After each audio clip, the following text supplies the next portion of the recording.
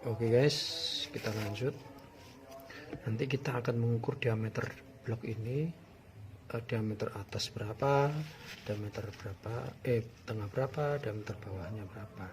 Artinya selisihnya berapa, bukan diameternya, selisihnya itu menggunakan dial bore gauge. Oke, sebelumnya kita ukur dulu sini menggunakan sigma. Kita kalibrasi 0. Oke.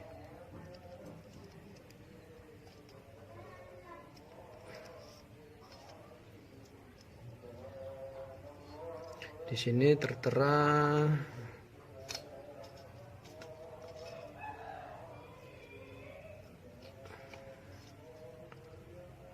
50. Coba. Di sini kita ukur masih kurang ini. 50,9. Kita cari yang lebih itu lagi ukurannya. Nah, 51,2,1. Oke. Nah, kita cek, lihat di sini.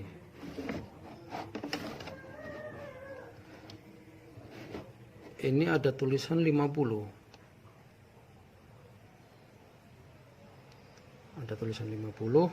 Kalau kita pasang di sini, itu artinya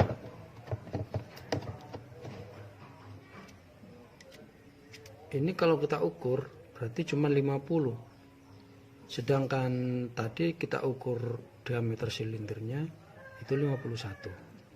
Nah, berarti ini kurang panjang. Kurang panjang ini. Kurang panjang caranya. Kalau diameter silindernya itu 51, ini tangkainya ini harus lebih panjang. Berarti berapa? 51 lebih. Bisa kita tambahkan. Ini ada 1 mili. Kita pilih 1 mili saja. Kita lepas.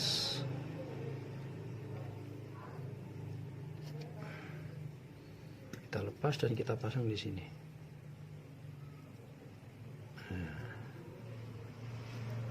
Oke. Lalu kita pasangkan di sini. Jadi ini semakin nongol, ini ujungnya semakin nongol, makin bertambah. Kalau tidak ditambah ring, nanti diameter silindernya lebih lebar, sedangkan ini lebih sempit. Nah, jadi nggak nempel. Ini tidak nempel ini. Ini kan tonjolan ini berfungsi untuk menggerakkan ini. Menggerakkan ini. Kalau ini nggak nempel silinder, ya nggak bisa ngukur. Oke, kita pindahkan dulu. Sekarang kita akan buktikan. Kita akan ukur. Ini kan bergerak ke sini. Cara memasukkan nanti. Nah, ini kalau kita dorong seperti ini. Jadi kalau kita masukkan seperti ini. Kalau begini dia nggak masuk. Nah, ini kita tekan ke sini. Nah, kan? Udah masuk kan? Nah, ini kayak begini. Jadi kita bisa ini kita gerak-gerakan bebas. Kita goyang-goyang begini untuk mencari nilai yang tertinggi, jarumnya sampai jarumnya berhenti. Ini saya gerak-gerakan seperti ini.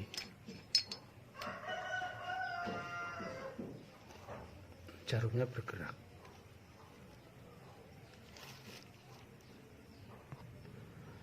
Oke, kita biar lebih mudah untuk mengingat-ingat, itu kita kalibrasi, kita nolkan, maksudnya kita paskan jarum yang angka yang tertinggi, yang tidak bergerak, itu kita luruskan dengan angka 0. Ini sudah tidak bergerak lagi jarumnya. Ini kan saya goyang-goyang. Nah, ini jarum ini nanti 0 ini kita putar di sini.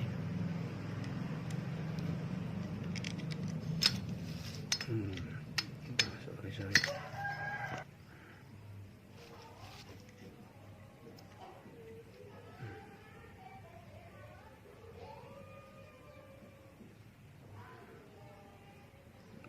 Angka tertinggi itu di sini. Titik nolnya di sini.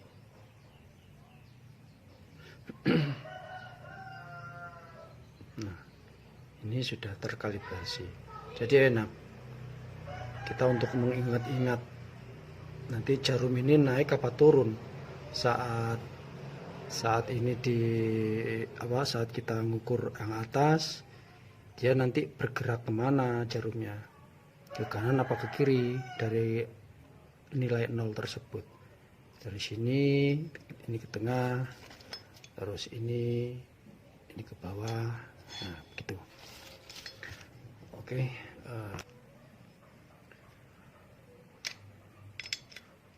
Oke. Kita ibaratkan ukurannya ukurannya silinder ini, langsung aja kita nanti ngukur dari atas, tengah, terus di bawah. Ini posisi atas saya gerak-gerakkan jarumnya. Ini posisinya di atas, di sini. Ini saya gerak-gerakkan begini untuk memastikan nilai tertingginya itu berapa, pas di 0 apa tidak. Nah, ini saya gerak-gerakkan, ini pas di 0. Katakan ini tadi 51 ya, diameter silindernya 51. Ini yang atas DMA. Yang tengah ini saya dorong ke tengah, saya gerak-gerakan begini ke tengah. Tadi kalau di atas dia dari 0 itu itu pas 0. Misal diameternya itu 51,0, saat di atas ini di tengah berarti diameternya 51, sekian, lebih sedikit, kurang 1 step kurang. Nah, ini saya gerak-gerakan. Nilai angka yang tertinggi di sini. Nih.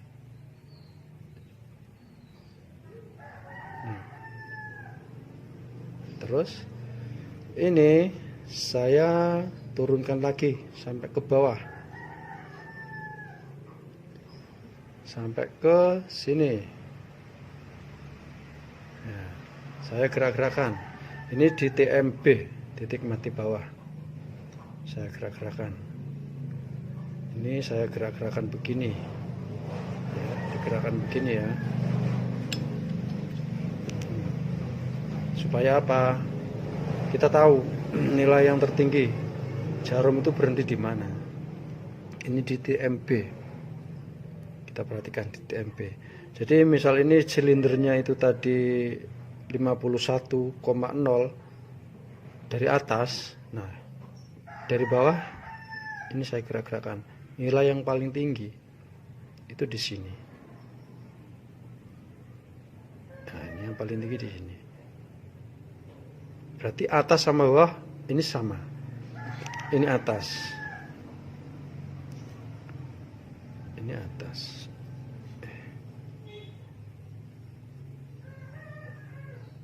Atas begini. Ini tengah.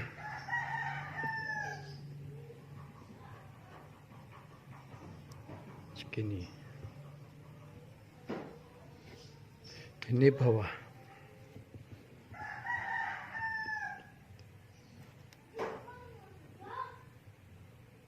ini masih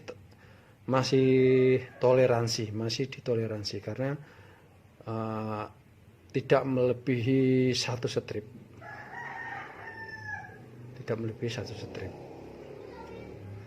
Misalkan atasnya itu 50, atasnya itu dari 0 di 0. Nah, kalau tengahnya itu nanti diameternya lebih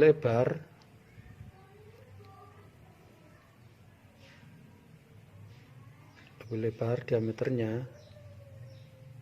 Kalau di satu strip itu belum ada satu, belum ada setengah. Kalau satu strip berarti diameternya akan bertambah yang tengah. Terus yang bawah, ini saya turun yang bawah, persis di 0. Artinya setengah gentong. Setengah gentong.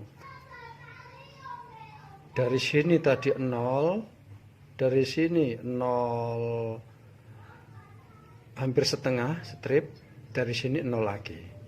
Itu artinya diameter sini lebih lebar. Tapi masih taraf toleransi. Kalau di sini 0, di sini dia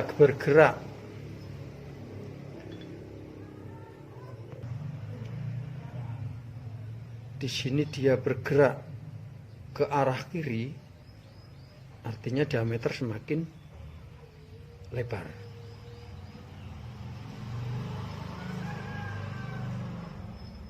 Kalau di sini dia bergerak ke arah kiri, semakin lebar lagi.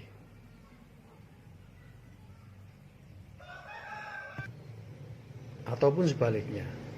Intinya ini 0, kalau ini strip 1, min 1 maksudnya, berarti diameter lebih besar ya. Atau min 2, nah itu kita curigai itu gentong namanya. Saya rasa kalau saya pribadi min 1 itu masih toleransi, tidak apa-apa. Jadi quarteran ini masih oke, sangat bagus. Sangat bagus.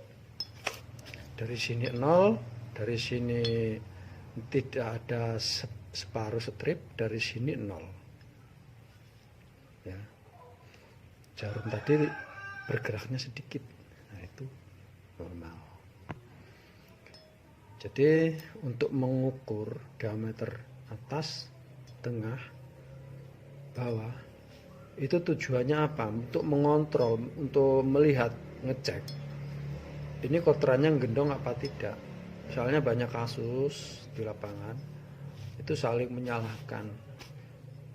Kalau misalnya motor sudah dirakit, habis di quarter dirakit oleh mekanik, dapat 1 minggu ngebul berasap.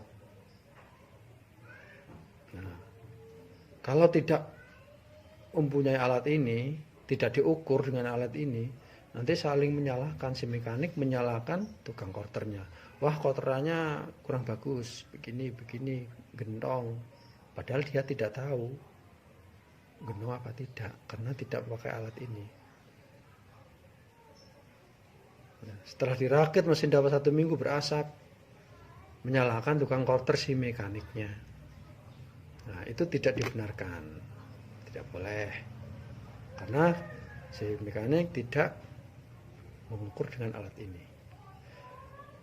Jadi mesin atau blok silinder yang berasap setelah dipasang mungkin 2 hari, 3 hari, 1 minggu, faktornya kan banyak.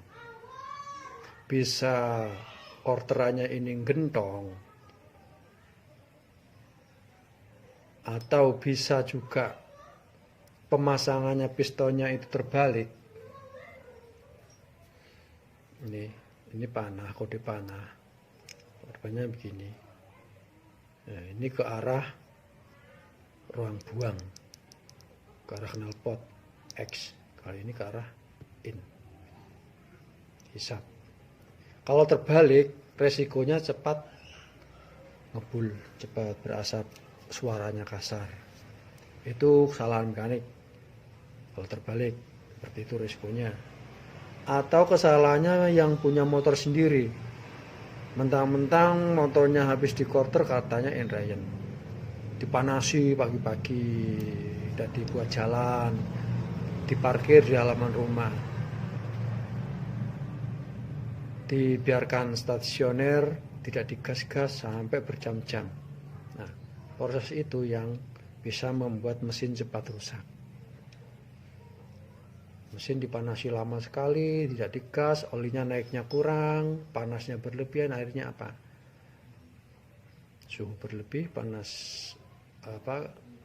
oli pelumasannya di atas itu kurang, akhirnya bergesekan-gesekan, akhirnya aus. Nah, yang salah siapa? Jadi intinya itu, mekanik kalau ada dana harus bisa ini. Oke guys, saya rasa cukup segitu. Itu hanya untuk pembelajaran kita bersama. Bagi yang belum pernah, bagi yang belum bisa. Kalau yang sudah bisa ya mohon maaf koreksinya ya. Oke, thank you.